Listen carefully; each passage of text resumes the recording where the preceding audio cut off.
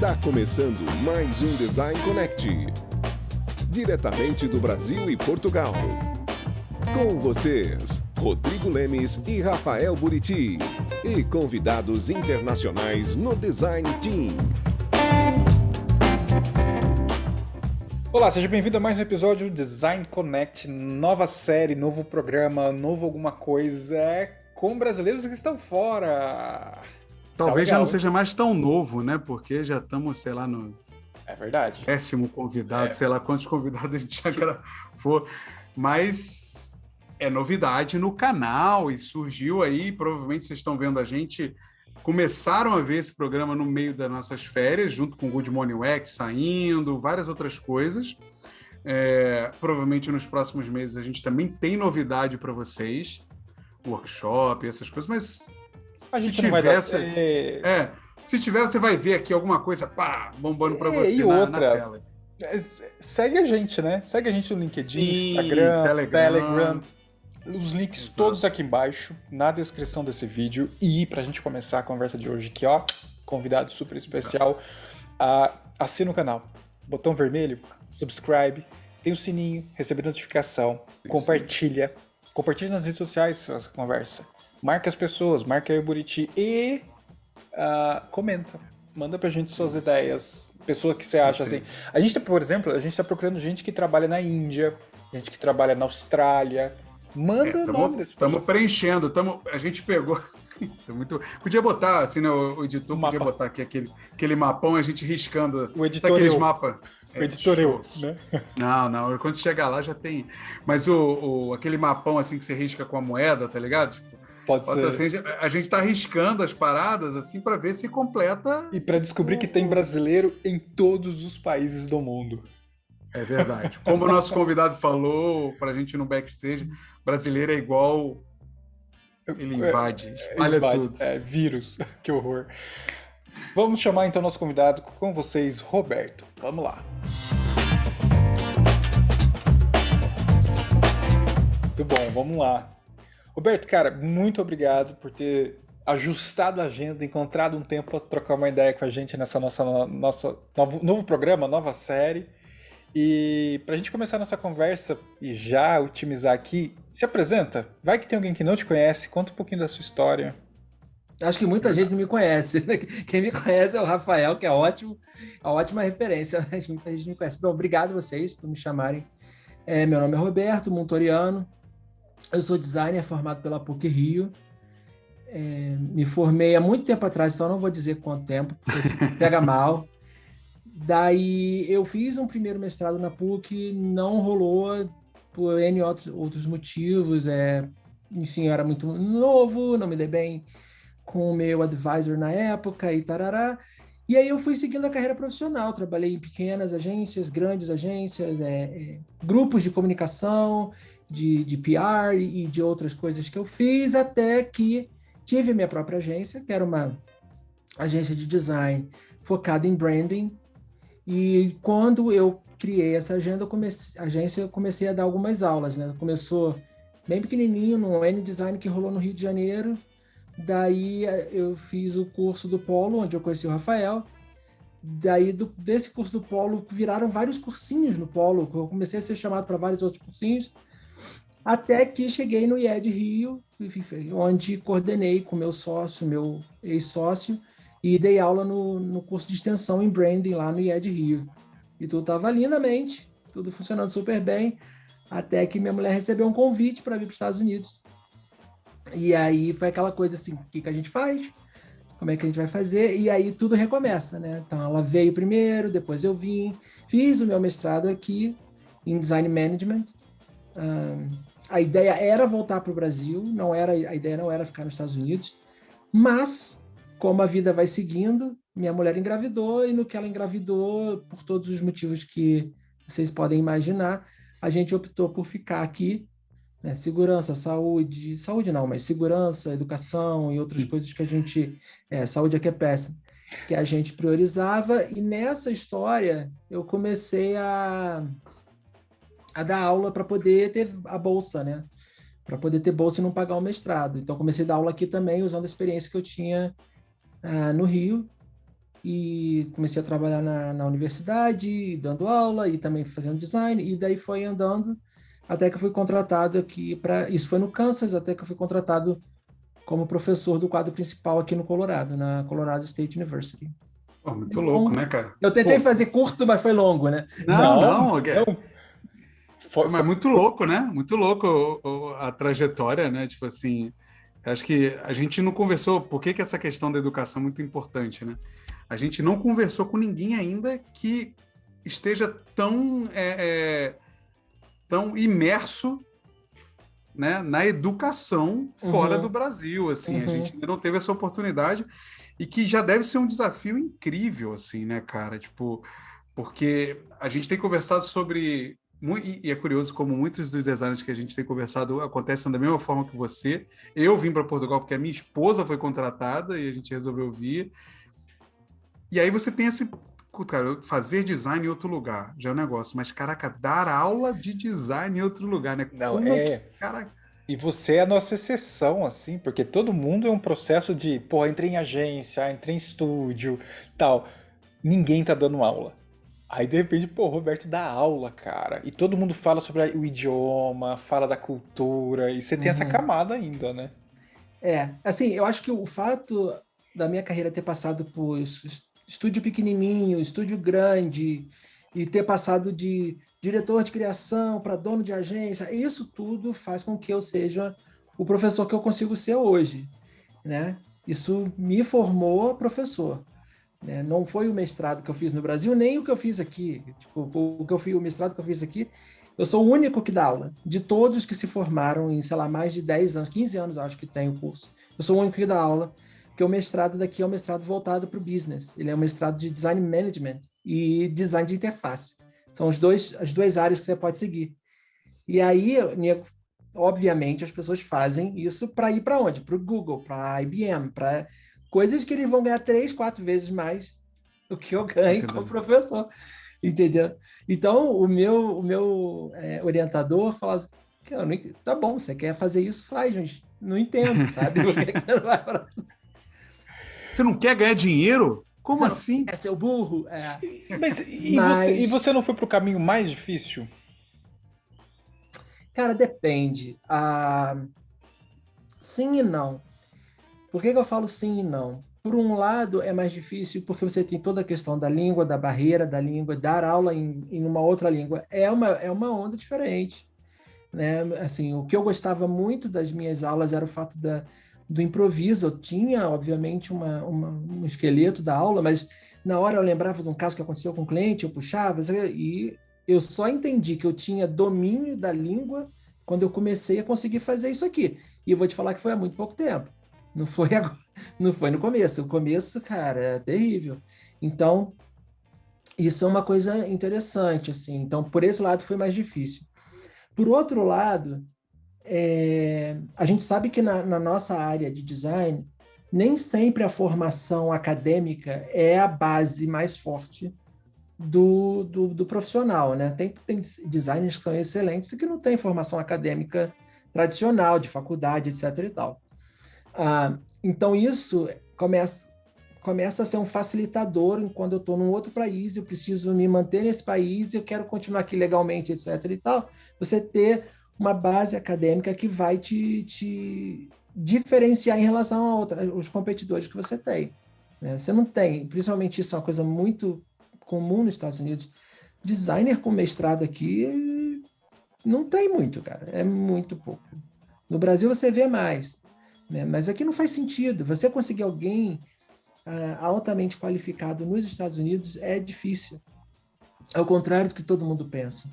Se vocês forem ver todas as empresas de tecnologia, né, Airbnb, Google, Pinterest, sabe? A maioria dos cargos altos de executivos não são americanos. Não são pessoas que nasceram aqui. Geralmente algum chinês, algum indiano, então, algumas vezes brasileiro, né? A gente tem um mercado de tecnologia que só funciona nos Estados Unidos por causa da mão de obra imigrante. Por isso que eles foram tão massacrados pelo Trump, por isso que eles bateram tanto no Trump, porque eles precisam dessa mão de obra de forma absurda. O cara que faz uma faculdade nos Estados Unidos, ele já sai da faculdade. Se ele não fez aquela economia da vida inteira, ele já sai com um baita de um rombo que ele precisa pagar quando ele se forma, né? E aí, depois que ele se forma, ele vai ganhar, sei lá, 70, 80 mil dólares ano, né? Porque aqui eles fazem cálculo por ano. E se ele fizer um mestrado, ao invés de ele ganhar 80 mil dólares ano, ele vai ganhar 85, 90. Mas para ele conseguir esse mestrado, ele tem que gastar mais 60, 70, que ele vai se endividar. O cara não faz, entendeu? Ele vai ficar 5 outros anos, 6 anos a mais ali no emprego dele, ele sobe na carreira e ele aumenta o salário dele, sem ele precisar gastar 2, 3 anos da vida dele e mais uma fortuna numa universidade para adquirir esse conhecimento. Então, por esse lado, a educação, ir para a educação me facilitou, porque eu já tinha esse mestrado, né? E outras coisas são casualidades que acontecem na vida. Eu não comecei direto, né? Eu comecei como que eles chamam de TA, que é na verdade, GTA, é Graduate Teacher Assistant, que é aqui tem uma diferença, né? Se você está fazendo o que a gente chama no Brasil de graduação, eles chamam de undergrad, que é o curso, né, os primeiros 4 anos, para você se formar bacharel, o que for. Depois você tem o Graduate Students. Graduate Students é aquele que já passou pelo undergrad e está na pós, né? Então, o DTA é o Graduate Teacher Assistant. Então, eu era tipo um monitor que era capaz de também dar aula porque eu estava fazendo mestrado. Então, eu comecei a ir para conseguir a bolsa e conseguir pagar o mestrado. Pagar não, né? Ter a gratuidade no mestrado, a bolsa. Então, então eu já estava ali naquele meio. As pessoas começaram a gostar do que eu estava fazendo, acharam interessante uma nova visão que eu estava trazendo para o curso. Uma outra coisa que aqui também na academia é muito valorizado é a questão da diversidade. Eles têm muita dificuldade, dependendo de onde você está, de trazer diversidade para dentro da academia. Então, por exemplo, Kansas, meu amigo, você não vai ter diversidade. É difícil você ter alguém diverso. Colorado, né? Eu estou morando em Fort Collins, o apelido da cidade é Vanilla City, porque a cidade é branca, você quase não tem negro, você quase não tem latino. Então, quando as pessoas veem alguém que faz parte do que eles consideram diversidade, e isso aí é uma outra conversa que a gente pode vir a ter depois, porque eu não entendia que eu era diversidade, que eu fazia parte desse grupo, né? Quando eles veem que tem uma pessoa que é capacitada e faz parte desse grupo, eles começam a te querer. Também isso ajuda pra caramba. Legal. O momento, né, faz com que eles acabam te procurando, porque você é parte do discurso da faculdade, etc., né? Ou até tem incentivo do governo. E não é só discurso. O governo nem tanto, mas isso não é só discurso. Cara, tudo é uma relação de grana, né? Vamos combinar que a academia aqui, principalmente, você tem uma coisa mercadológica muito grande. Você está formando profissionais para ir para o mercado, para fazer dinheiro, a academia tem que fazer dinheiro, e por aí vai. A pirâmide aqui nos Estados Unidos está invertendo, né? Você tinha uma maioria branca, europeia, né? E com o tempo, essa pirâmide que era assim, ela está começando a fazer assim. Então, os latinos, que eram minorias, estão começando a virar maioria. Existem projeções falando que, no futuro, os Estados Unidos, fisicamente, né, as pessoas vão parecer muito mais com brasileiros do que com o branco do olho azul que a gente estava acostumado a ver como referência aqui. Isso é dinheiro, meu amigo. Isso é entender que você ter alguém que a pessoa possa se reconhecer é grana. Então, eu vi a palestra de um cara do Target. Target, para quem não conhece, é uma baita mega store, né? Um magazine, que a gente chama de, tipo, é meio mercado, meio magazine. Todo mundo conhece o Walmart, mas esse que a gente chegou a ter no Brasil, mas o Target seria um Walmart de luxo, onde apesar de ter o mesmo preço, ele é mais elitista, as coisas são mais bonitinhas, poderia. Eu vi a palestra de um VP daqui e o cara falando, cara, diversidade não é mais ser bonzinho. Acabou essa coisa de a gente vai ter diversidade para a gente ser bonzinho e mostrar que a gente pensa nas minorias. Não, é um business. Ou você entra e muda o seu discurso, ou você vai perder consumidores porque as pessoas não vão se reconhecer ali. Então, não é só porque o Estatuto da Universidade pede diversidade, mas eles sabem que se eu estou ali, eu atraio outros brasileiros, outros latinos, porque as pessoas se identificam comigo. Isso aconteceu, cara. Isso já aconteceu, da pessoa falar para mim, falar, porra, que bom. E ele, foi quando eu, pela primeira vez, eu falei, entendi o que está acontecendo. A menina era uma aluna minha que teve uma série de problemas, quase foi jubilada, etc e tal. Eu segurei ela porque eu vi que eu tinha potencial. E aí, quando ela se formou, ela me apresentou aos pais, super orgulhosa e tal, e aí falou, e ele é brown, ele é brown. Brown é como eles consideram latino, né? Latino ele não é negro, eles chamam de brown. Ele falou, e ele é brown. E foi a primeira vez que eu vi que eu era brown. Eu falei, eu sou? Porque no Brasil eu sou branco, mas aqui eu não sei. E aí você fala, cara, entendi por que é importante eu estar nesse lugar aqui. Eu era TA ainda, não era nem professor quadro principal. Que foda.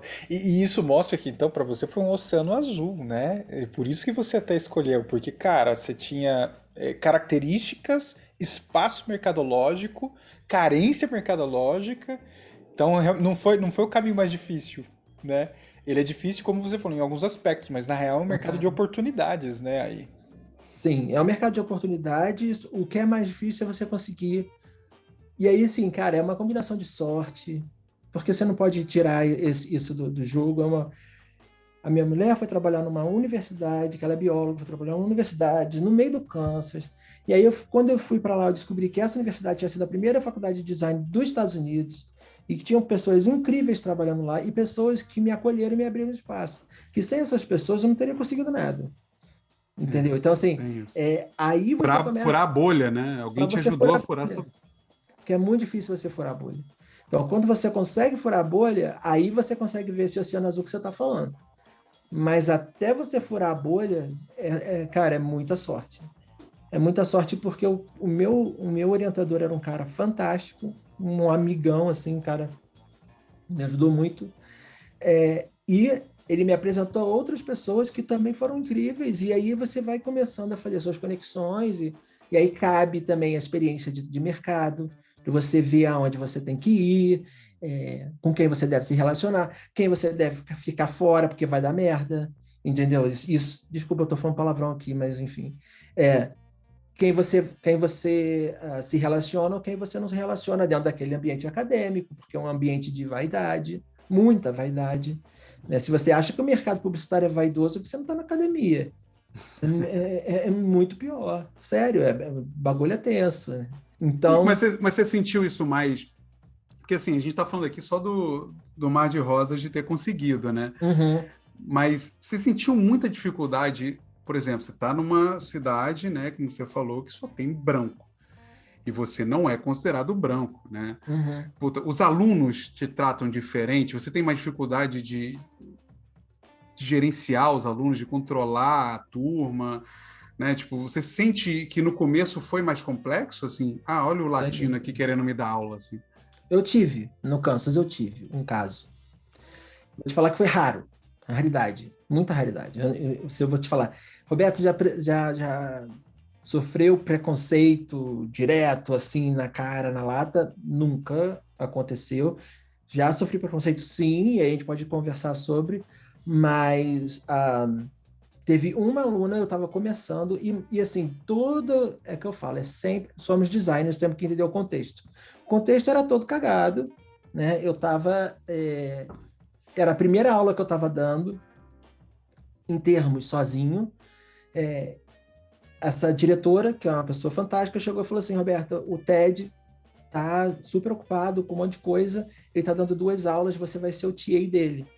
Só que você não vai ser TA com ele, você vai ter uma turma e ele vai ter outra. Ele vai dar as aulas, então toda terça-feira vocês vão ter uma aula junto, para juntar as 2 turmas. E às quintas-feiras a gente vai separar, você vai ficar com uma turma e ele vai ficar com outra. Falei, tá. O Ted, eu não sei se vocês conhecem, é um cara chamado Ted Carpenter, que é um designer bem famoso, e ele estava explodindo aqui nos Estados Unidos. Ele estava explodindo, ele é um ex-aluno da KU, da universidade que eu trabalhava, e ele estava numa fase assim, cara, eu só dou aula aqui porque eu me formei aqui, eu amo isso, eu amo esse lugar e eu dou aula aqui, mas a minha mulher está enchendo meu saco para eu largar, porque a grana não vale, piriri, pororó. E ele estava com uma baita, quando ele estava fazendo Adobe Max, ele estava com contrato com a Kodak, que a Kodak estava mudando de foto para impressão, e então ele estava fazendo um programa de YouTube, eu acho, que ele viajava o mundo indo para ver impressoras na Alemanha, no Japão, não sei aonde, parará. O cara estava bombando. E aí o que aconteceu? Eu assumi uma turma que se inscreveu para ter aula com o Ted e teve aula com o Roberto Latino. Primeiro dia já foi merda. O cara olhou assim, meu nível de inglês era muito inferior na época do que é hoje. Então já tinha algumas outras dificuldades. E o TED começou a faltar muito. Porque ele estava com muito compromisso. E aí no começo ele avisava, falou, olha, eu não vou poder, o Roberto vai tocar. Aí metade da turma faltava, não ia. E aí depois ele resolveu não avisar mais. E aí foi pior, porque era que eu chegava, falava, então, gente, hoje o Ted não vai poder ir, tá? Não vai poder vir, e parará. E aí o pessoal, pô, tá chato, mas vamos embora. Aí tô aqui já, né? Vamos embora.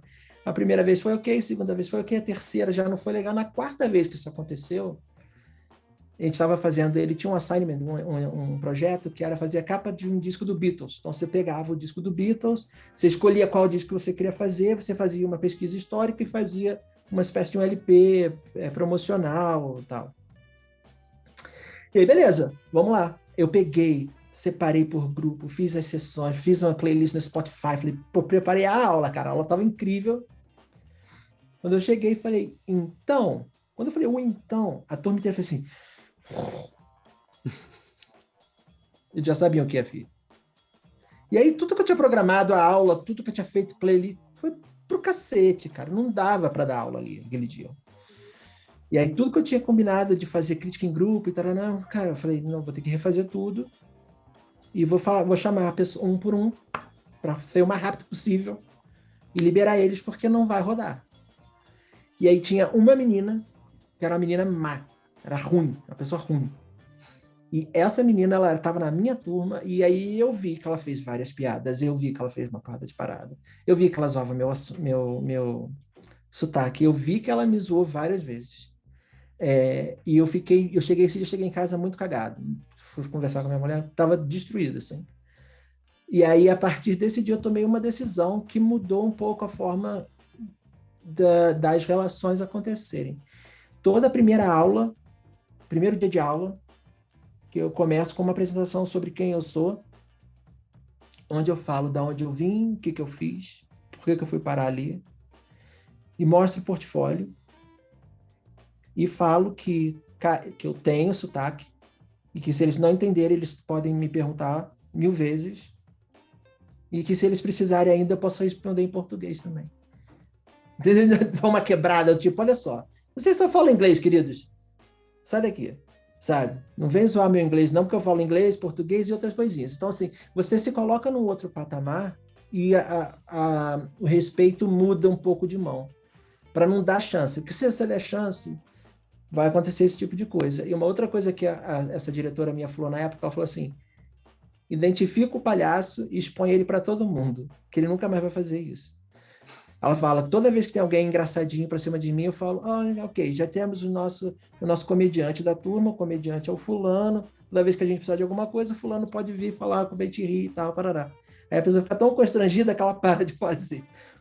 Pô, é massa, porque você contando a técnica, a gente tem que fazer isso no Brasil. No Brasil, você tem que se vender no primeiro dia de aula, mostrar quem você é e fazer a mesma coisa. Imagina na sua situação. É impossível, cara, mas você tem que fazer isso. E eu falo isso para qualquer um que... Eu tenho agora uma aluna minha de mestrado, e ela é coreana. Ela tem um sotaque bem forte. Ela estava muito insegura. Eu falei, olha só, você, na sala de aula, é a autoridade, é a professora. Se eles não entenderem, eles podem te perguntar, e se eles perguntarem 20 vezes, você vai ter que responder 20 vezes com a mesma paciência. Agora, destratar, fazer piada, zoar, nunca. Se o primeiro fizer isso, você bota para fora. Porque se fizer uma vez, os outros todos vão começar... Você mostra a sua fragilidade, aí, querido. É igual criança, é igual cachorro. Se você mostrar medo, tá fudido. E respeito, né, cara? Estabelecer o limite do respeito. Cara, aqui é o meu limite, não avança. Eu acho que nesse sentido aqui os alunos são mais respeitosos, eu acho um pouco. Acho que a intimidade entre professor e aluno não é a mesma que se tem no Brasil. Eu lembro de professor meu na PUC toma cerveja com a gente, vamos tomar cerveja e tal. E aqui o negócio é um pouco mais separado. E tem essa relação quase que financeira, né, econômica do negócio, né? O que você falou, a galera tava puta ali porque pagou uma baita de uma grana para ver um professor X e eles receberam outro professor, né? Então, tipo, tem essa relação. No Brasil, você vai dando aquele jeito, né? Você faz uma piadinha, todo mundo passa a gostar de você e a coisa vai entrando e não sei o que lá. Que é o que a gente tem bem diferente. conversado, né, Buriti? Até as relações em empresas é estritamente profissional. Cara, eu não preciso saber da sua vida íntima, a gente está aqui para trabalhar junto. Então parece que você traz isso para a universidade também. Sim, né? isso é muito importante. Isso é uma coisa que eu senti muita diferença. Eu me lembro de empresa que eu trabalhei no Brasil que eu falei pro cara, ó, tô saindo, o cara queria me matar. O cara não entendia como eu ia sair da empresa. Ele não conseguia ver que isso é um passo profissional, né? Aqui, se você chega para uma empresa e fala, olha, eu vou sair, o cara, ou o máximo quer fazer uma contraproposta, se ele gostar muito de você, ele vai ficar com raiva de você que você está saindo da empresa. Você não tem essa passionalidade que se tem no Brasil. Sabe? E isso também serve para academia, né? Tenho sim, e cara, isso é muito importante, porque é muito difícil você ser imparcial quando você é professor. Uhum. A imparcialidade é difícil demais. Então, você manter um pouco desse distanciamento te garante ter imparcialidade. Sim. Roberto, me diz uma coisa, tipo, você falou que não é comum fazer mestrado e tal, o que é uma coisa bem diferente da Europa. A galera, tipo, a galera começa a trabalhar aqui com quase 30 e poucos anos, porque tem que fazer 80, faz tudo junto. Eu acho que já faz para não desistir depois, sabe? Tipo, faz tudo. E é bem diferente. E eu não sei se tem tanto impacto financeiro também, mas a galera quer fazer. E aí você falou que faz, não tem tanto retorno financeiro, né? Tipo, no final você poderia estar ganhando muito mais numa empresa privada, né? Do mercado em si. Então, por que você escolheu ficar, né? Qual foi o barato que te conquistou, assim? Cara, tem duas coisas na academia que para mim são fundamentais. A primeira é tempo, que ninguém tem hoje em dia, é um luxo. Né? Eu falo, tem um professor, amigo meu lá do Kansas, que ele fala, você ser professor nos Estados Unidos é como você tivesse uma vida europeia nos Estados Unidos. Você tem qualidade de vida. Então, você tem tempo. E eu estava com um filho pequeno, eu precisava desse tempo também. Eu quero ver meu filho crescer, não quero ficar igual eu fiz no Brasil, trabalhando de 8 da manhã, meia-noite, 2 horas da manhã, virando. Não, que não era mais a minha onda, não é nem perto. E a academia me dá tempo. Então, isso foi uma primeira coisa que para mim foi fundamental. Então, assim, beleza, eu vou ganhar menos, mas eu vou ganhar em qualidade de vida. Vou ganhar em estar podendo conversar com vocês aqui às 2 horas da tarde, que eu tô de férias, eu tenho mais 2 meses de férias, entendeu? Apesar de eu não ganhar, enfim, mas isso é outra conversa. Então, isso foi uma coisa que para mim foi muito importante. E outra coisa que para mim foi importante, que faz todo sentido, é o que eu acredito enquanto designer. Então, eu acredito que design é uma ferramenta para transformar. E não tem melhor lugar para você transformar as coisas do que na academia. Porque ali você está construindo os designers que vão ser do futuro. E ali você está mostrando a sua visão, colocando a sua visão para que aquelas pessoas comecem a enxergar isso dessa forma. Como eu disse, eu passei por vários tipos de agência e de coisas no Brasil e de design, eu fiz de tudo. Desde, cara, de fazer evento, a branding. Eu fiz um projeto para Vale de branding que a gente viajou o Brasil inteiro, foi incrível, Parará. Consegui ver isso tudo, mas eu não estava feliz na parada, entendeu? Não estava, porque o que eu estava fazendo era... E o processo da Vale foi um processo muito importante para mim, assim. Quando a gente chegou no Maranhão, e eu entrei no escritório da Vale, e eu estava fazendo o rebranding do plano de saúde deles, né, de aposentado. Eles são tão grandes que ele tem um plano de saúde próprio. E aí teve uma hora que a gente estava no escritório assim, e eu olhei para o lado e o escritório do Maranhão é um que tem a operação e o escritório central, eles ficam juntos. Geralmente a operação fica mais afastado, né? Fica mais no meio do mato e o escritório em outro lugar. Aí você vê aquelas máquinas gigantes, aquela devastação, matando tudo, cara. Eu não sei se vocês tiveram a oportunidade de já ir a alguma mineração ou ver foto. São caminhões de tamanho de um prédio, tirando tudo. Eu falei, porra, por que eu tô fazendo isso? Por que eu tô aqui fazendo um projeto para uma empresa que eu acho que não tá bacana, sabe? Por mais que tenha um monte de coisa de sustentabilidade, eles têm um monte de programas assim, mas o que eles fazem não é nem 1/10 do que eles arrancam do que, entendeu? Eu fui para o meio do Pará, uma operação da Vale. Quando você chega, você desce o avião na floresta amazônica, e você pega um carrinho, depois você chega num clarão, que é tipo Serra Pelada. Aí você vai falando, isso não é o que eu acredito, não sei se eu quero estar aqui.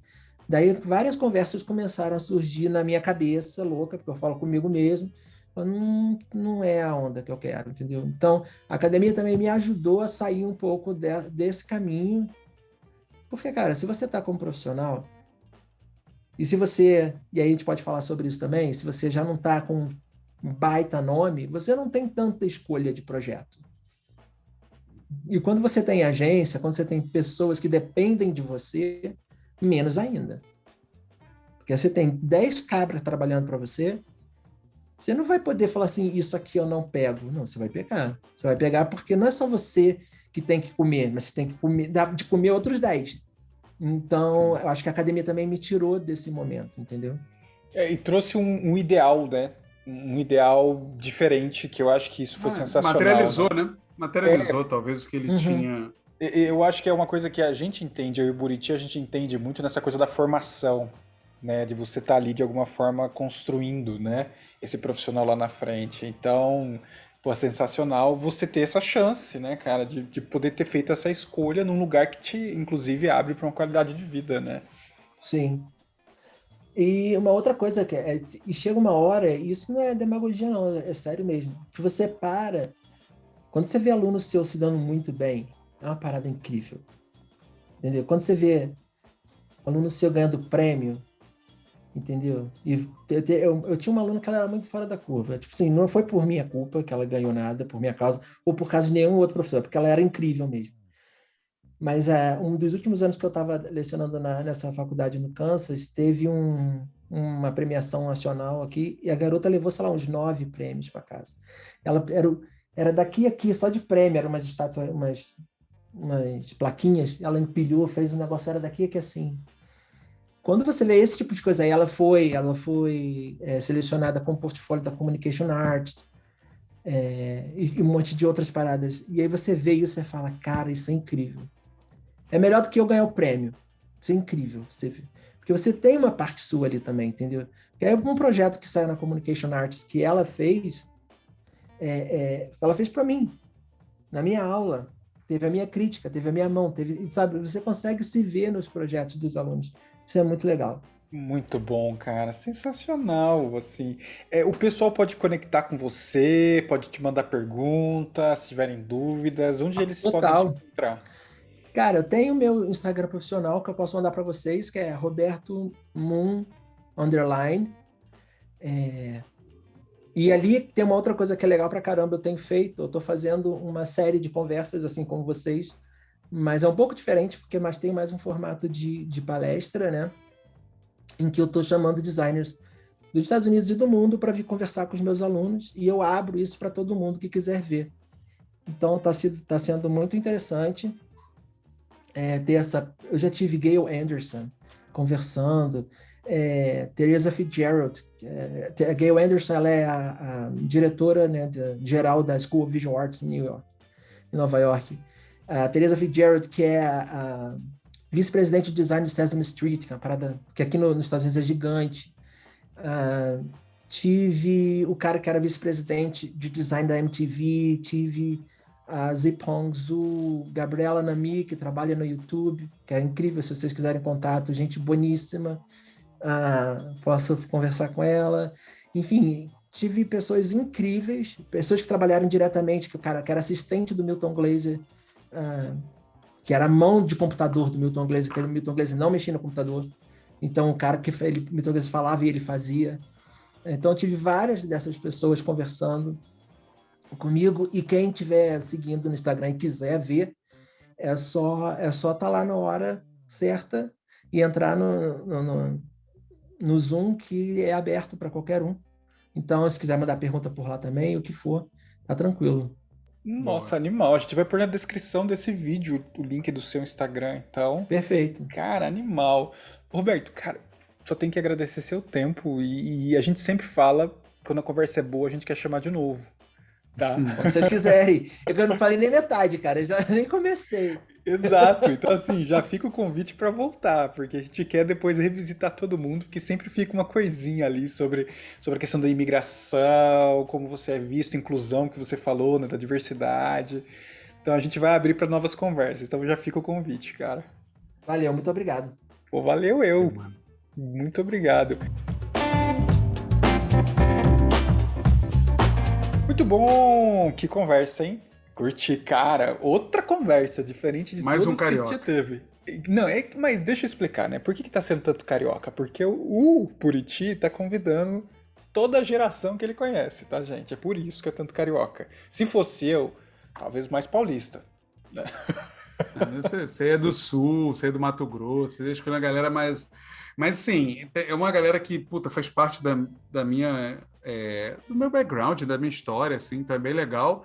E o Beto hoje, ele trouxe pontos, assim, a gente acabou focando muito numa coisa, né? Porque ele é um cara com uma bagagem enorme, com muita história, mas foi muito legal ver, né, essa vivência, essa relação e ter vislumbres da diferença do que é estudar design É. nos Estados Unidos e estudar design no Brasil, do que é lecionar design nos Estados Unidos, do que é lecionar design no Brasil. E construir uma Foi bem carreira, legal. construir uma carreira de maneira diferente dos outros que a gente tem entrevistado, né? É o que a gente comentou. Pô, todo mundo foi ali para agência, estúdio, grandes techs, seja o que for, e ele não. Cara, você é acadêmico num país diferente, né? E no backstage teve mais conversas que a gente quer trazer depois, né? Que ele falou sobre preconceito, dificuldade. Putz, então ele volta. Ele precisa voltar. Porque E a galera comentar dizendo quero o Roberto de volta. boa ideia. A gente só traz se você comentar. E se você der like no vídeo. E se você compartilhar. É isso. E também, né, também não deixe de conferir lá o Instagram que ele falou, né? Tem muito conteúdo, tem muito vídeo lá, hein? Link na descrição aqui, sabe? Então segue lá. E é isso, né, Zé Buriti? É Chega, isso, né? até o próximo Carioca. Não, pior que. Se a gente for na ordem das nossas gravações, não é carioca, hein? Ó. Mas tem nunca bastante. se sabe. Assina, compartilha, comenta, se conecte com a gente e nos encontramos no próximo episódio de qualquer coisa. Um abraço. Tchau.